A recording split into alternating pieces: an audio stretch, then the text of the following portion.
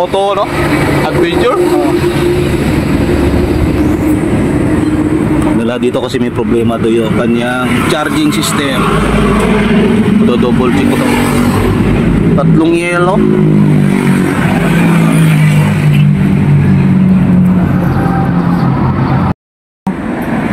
Baba na siya. Tapos pag nagbukas ako ng mga ilaw, wala na, mag-11 na siya. Paulit kong Oo, ganun lang talaga. Kapag 13, paano? Pag tumakbo ka. Pag tumatakbo ako ng pag naka-throttle ako, maano siya ng 13. Pag walang ilaw pero pagka may ilaw na ako, kahit na tumatakbo ko, naka-stay lang siya ng Pero hindi nagbabago yung ganun palagi. Oo, ganun palagi. Hindi ka nalobatan na talagang buong buo. Hindi pa. Kasi nga, iniwasan ko biyahe ng gabi dahil baka maganda.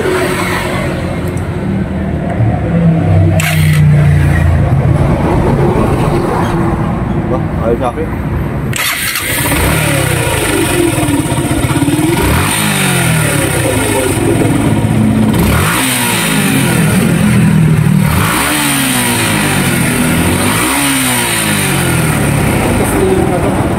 Ako na ito mag-incore inline eh.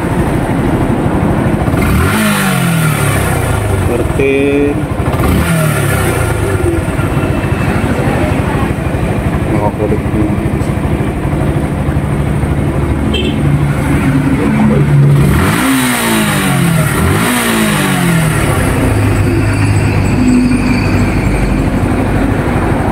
Kataon na ito, gagawin natin na baklasin na natin ng flarings para makuha natin yung ma-access natin yung socket ng stator. Baklasin na natin yung flarings, then double check natin yung wiring kung may sabit ba talaga ayon daan sa actual gamit ang test light. Ayan, tingnan natin wire test light. I-check natin yung stator kung may problema. Tingin. Umilaw, okay. Ayan, umilaw. Umilaw, okay. Tama po yan, dapat umilaw. Line to line. Line to ground. Umilaw pa rin. Medyo nakatago pa. Nakita niya mamaya. Ayan. O, grounded. Ayan o, umilaw. Umilaw. Sa ground, umilaw pa din. Mali yan. Kasi dapat umilaw. Isa pa, gamit pa tayo ng hirap na magkwento ulit. Ano gamitin natin? Multi-tester.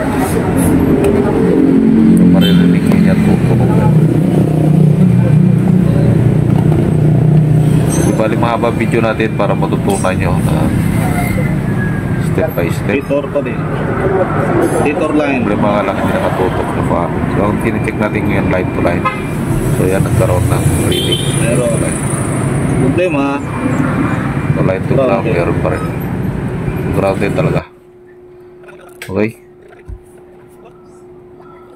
So, sa pagkakataong ito yan, kailangan na natin baklasin. Upang makipakita ko sa inyo ng actual. So, tanggalan natin ang dapat tanggalin.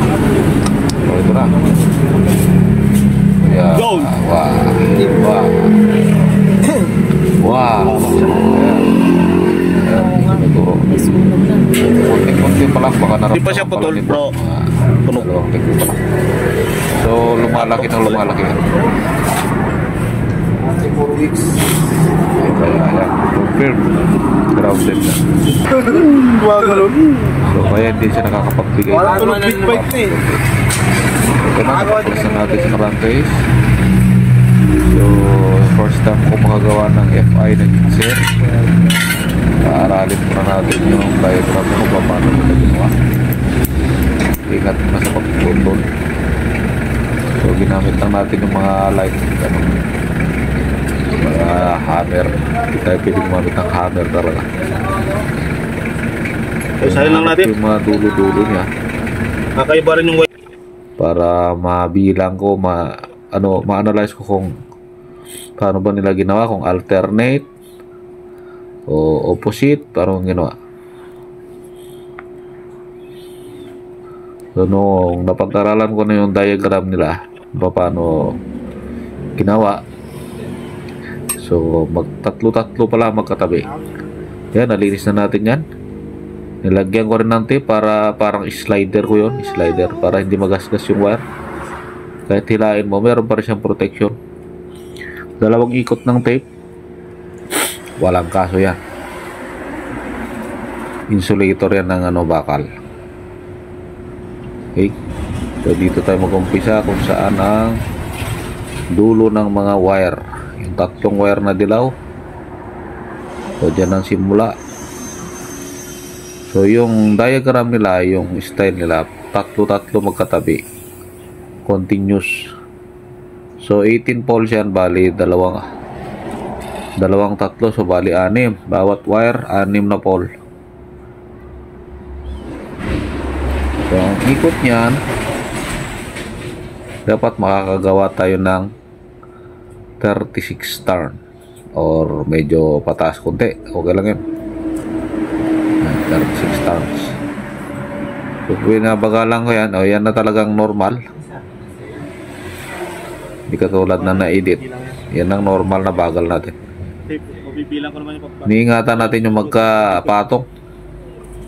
Kasi lalong lalaki yung yung makakapal yung ikot ng wire pag nagkapatong.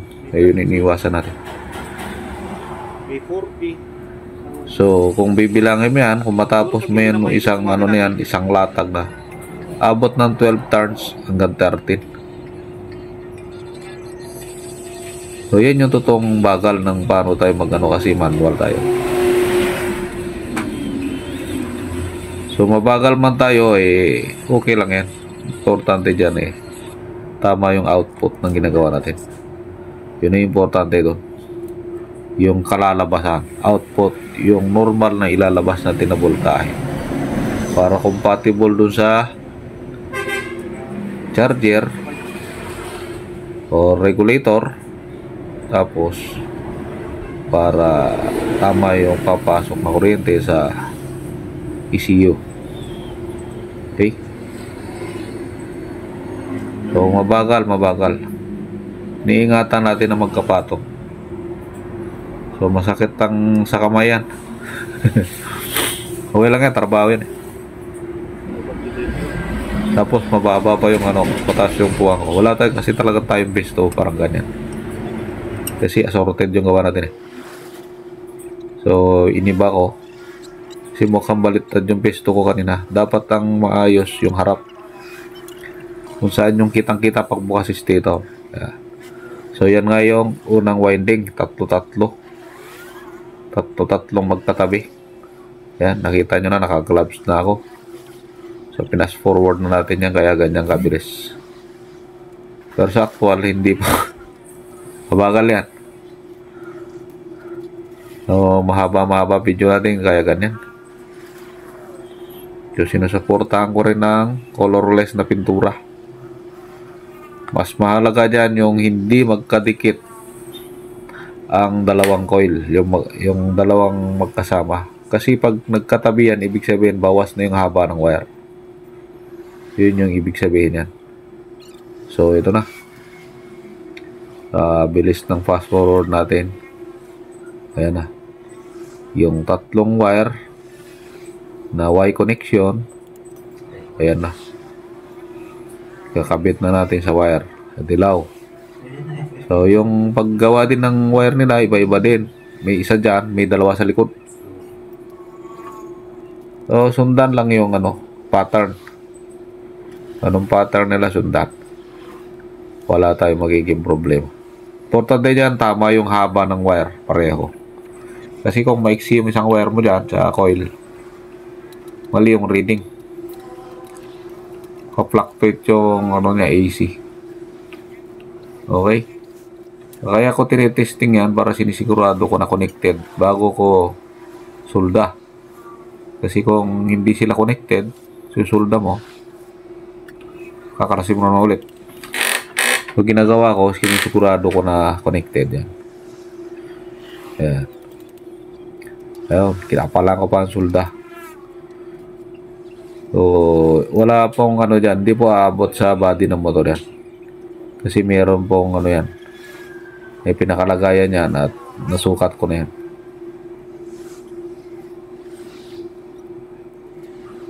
Okay. So yan na pala yung tatlong dulo ng wire na ginawa natin, ng coil. Tatlong dulo magkakasama na sila ngayon. Kaya tinawag siyang Y connection. Tatlo, magkakadikit lahat yung tatlo.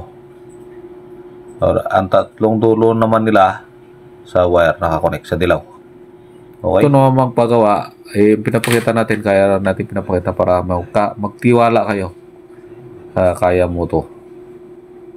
Kung hindi man kayo isang manggagawa, pinapakita natin yung gawa para magtitiwala kayo sa gawa natin. So, awa ng Diyos yan, napoprove naman ng mga kliyente natin. Marami na tayong nagawang motor ng malalaki. 200cc, pinakamataas. Lagay na sa crankcase. Nakapit na sa atin sa motor. So, ito na. Lagay na natin sa kanyang bahay. Siguraduhin natin yung idle gear na nakapasok ng mayos. Yan. Okay, nilagyan na rin natin ng pandikit yung mga may putol na gasket kasi hindi na tayo nagpalit. Wala tayong mabilihan yan. Hindi, kung talagang hindi kaya, gagawa tayo. Okay, tornilyo na. Para pareho naman yung haba niyan, tornilyo. Okay, ginamitan na rin natin ng pamalakasan. Impact. Okay. And then, isasalaksak na natin yung pulser para pandarin na natin. Kaya, pakinggan na natin kung ano yung nilalabas ng ating ginawa.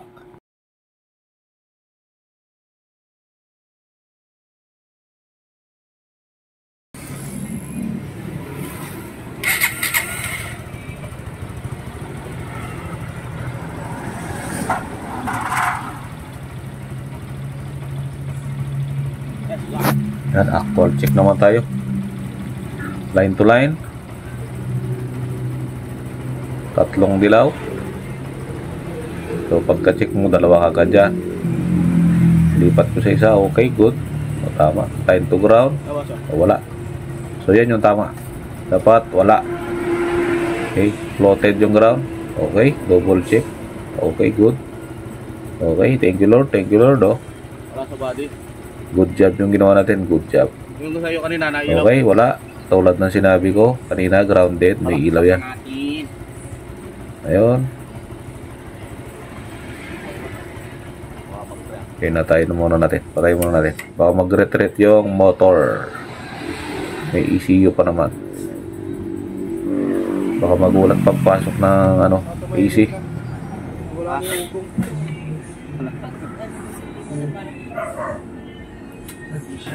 Hindi nasira yun. So, bagal ni kaya mo to. Okay. Papandarin natin ulit. Total na, final test na to.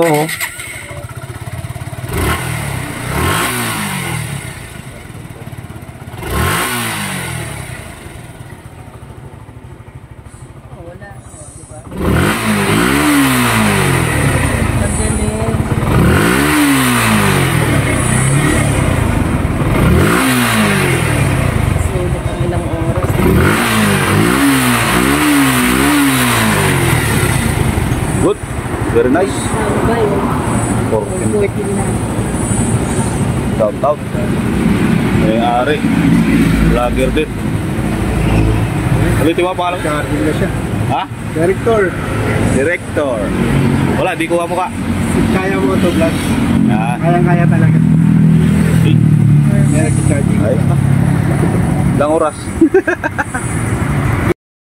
Kasama yung pinadala namin 500, di ba? Kasama na ako. Ay, stator lang. Iba yung sa busina. Busina namin ito. Testing na yung ating ni-rewind. Si Pops. Yan si Pops.